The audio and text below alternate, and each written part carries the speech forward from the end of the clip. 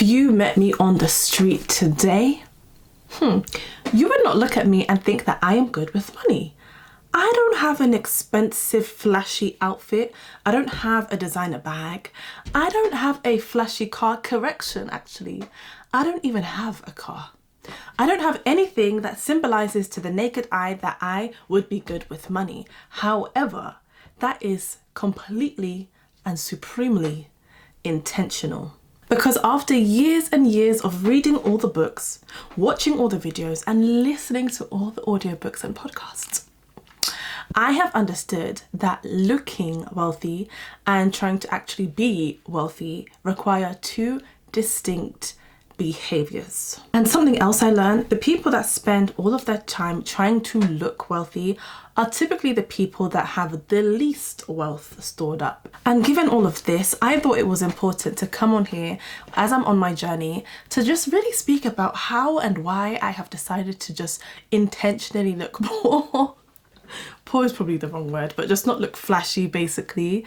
How I've learned from other people and how they do this, and how honestly doing it has allowed me to feel calmer, more at peace, and I've been able to just build and build and build slowly and quietly whilst not really looking like I am even in the slightest. The first thing that I think is really important is just the fact that wealth is money. By literal definition, wealth is money that is unseen. In fact, it's probably hiding in some investment vehicles. The investments and the assets that you have that are slowly and quietly in the background compounding over time. Maybe it's also in an emergency fund where a really terrible month where something unexpected happens does not equate to a really terrible year, because you were able to pay that off with the quiet money you have in the bank. So if we have someone that has the luxury cars, watches, designer items, all of these things, what we are actually seeing in real time is a visible conversion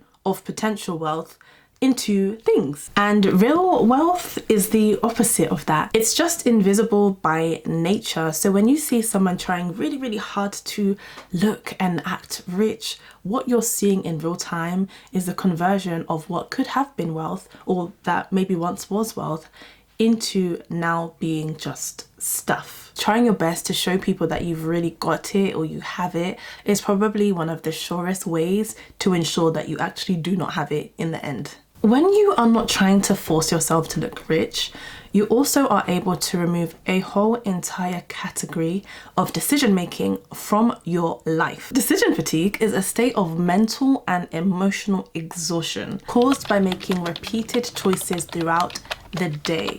And as your brain's cognitive resources are drained, the quality of your decision making also deteriorates. So that is what decision fatigue is. And when you're not trying to keep up with the Joneses and trying to look the part or look and prove a point that you're rich and you've got money, you remove a whole category of decision making from your life. When you opt out of this way of thinking, it's like almost instantly you get some of that mental bandwidth back.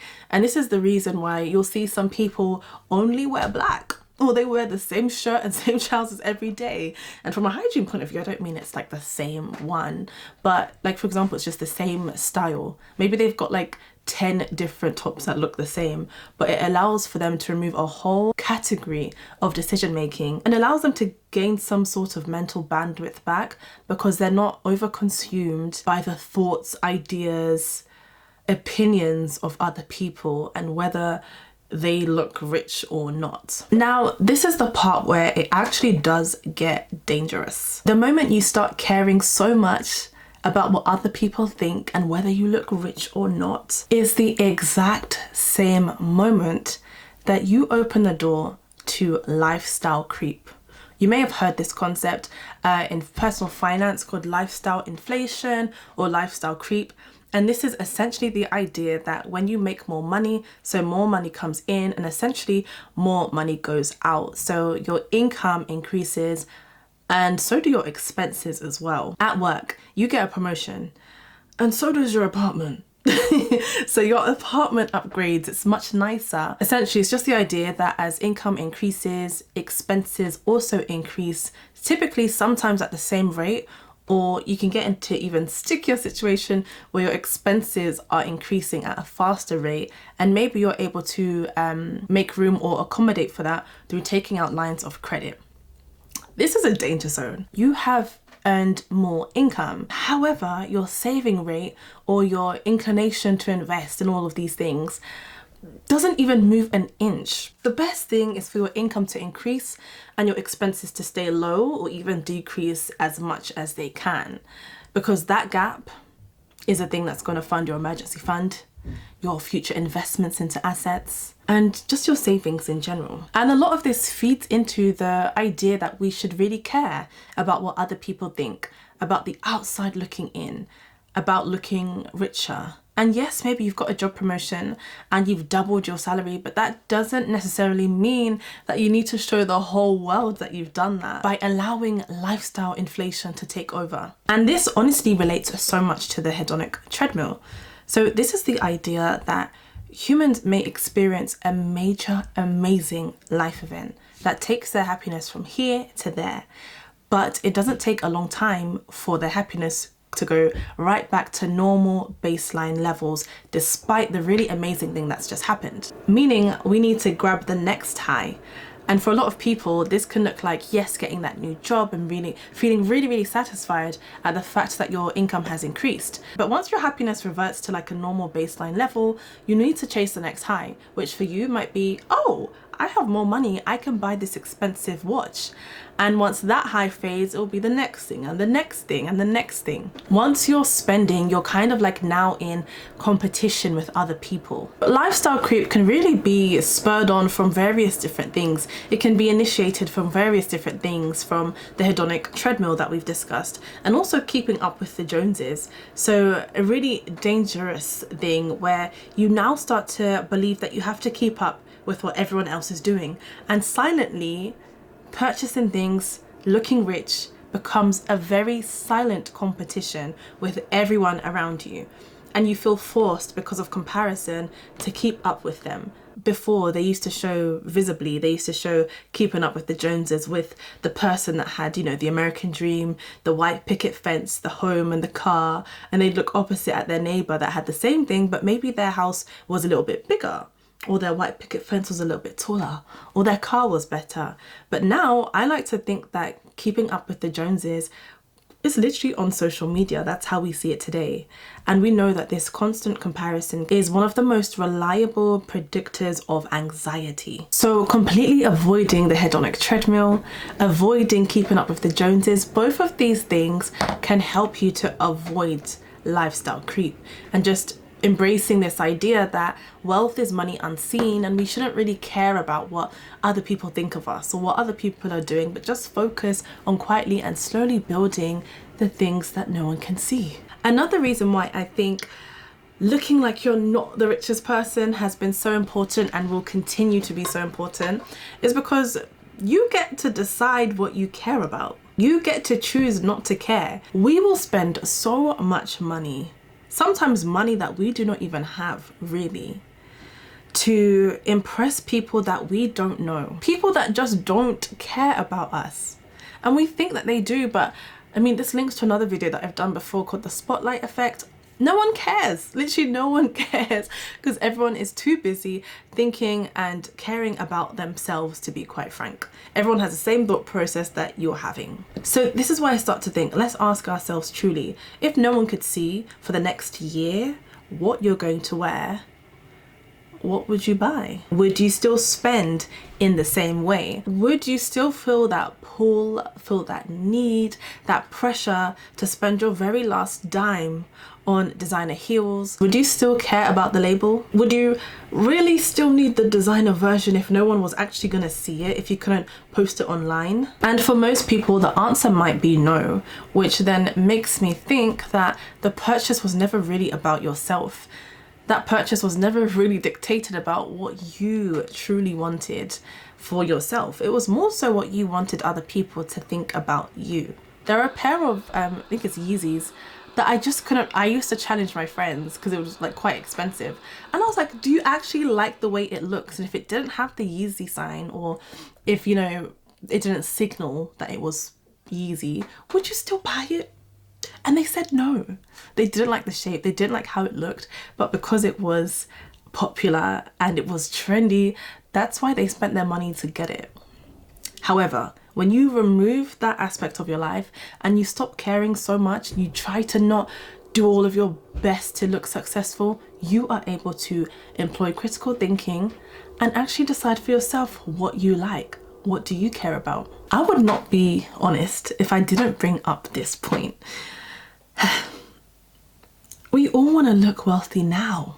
I guess there's a part of us, and I'm the same as well, where you still, even if you're successful behind closed doors in the background, you still to an extent want to look like it right now. And I get that. You don't want to wait a decade or two or a couple of years to be able to comfortably leverage your money to buy whatever it is, these luxury goods. But here's the thing, that time is gonna pass anyway. So the 10 years, the 20 years, the 3 years, the 4 years we're talking about, it's going to come anyway. The main question we should be asking is, what will you be left with when that time comes?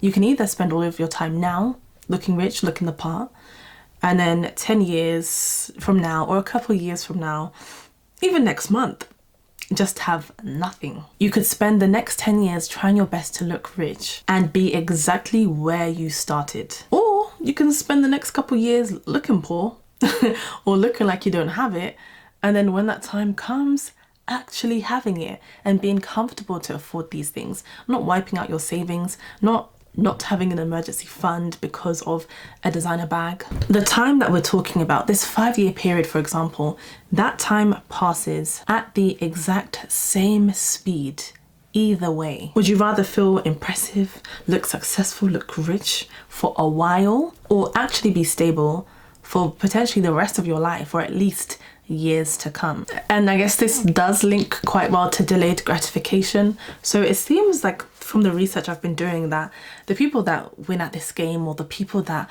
end up having this wealth stored up so that they can be comfortable in life and that their children could be as well, isn't really due to the fact that they're like really incredibly smart, genius people. It seems that for a lot of them, they've just gotten really good at being just a tiny bit uncomfortable, even if that means just like the psychological friction as well of knowing you've got it but not showing you can have it. So like that discomfort, they're really good at just being uncomfortable for a while so that they don't have to be uncomfortable later. This connects really well to the video that I have done on how social media is keeping us broke, how it has in the past, how it is now, and how it unfortunately will for some people in the future too. If you haven't watched that video, I will put it up here. I encourage you to go watch that because it relates so much to this video as well. I have a question.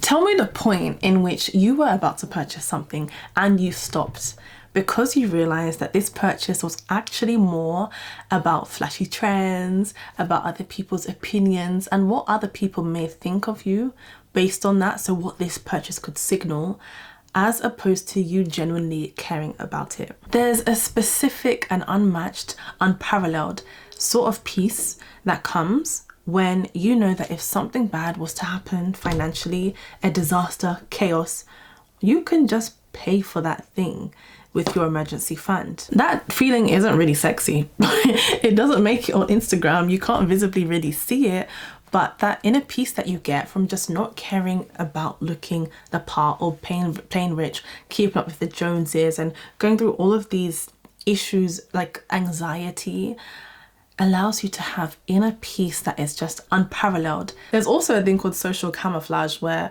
if I don't look like I've got it, no one's gonna think I've got it. I'm not gonna have people just like thinking these crazy things or think that they can just, push past boundaries. So yeah, this is why I've decided to do this. I think it's an amazing idea that everyone and anyone should employ from a financial point of view, as I said, but also psychologically as well, as I've mentioned, from anxiety, from decision fatigue and all of these various things. I just think it's a really good option, and that is why I will continue to move this way. Thank you so much for watching this video. I hope you enjoyed it. If you did, as I said, I think you will absolutely love this video I done here on why social media is keeping us broke. God forbid, not us, but it's keeping people broke. And we've probably all been there before. Thank you so much for watching this video, and I will see you in my next one.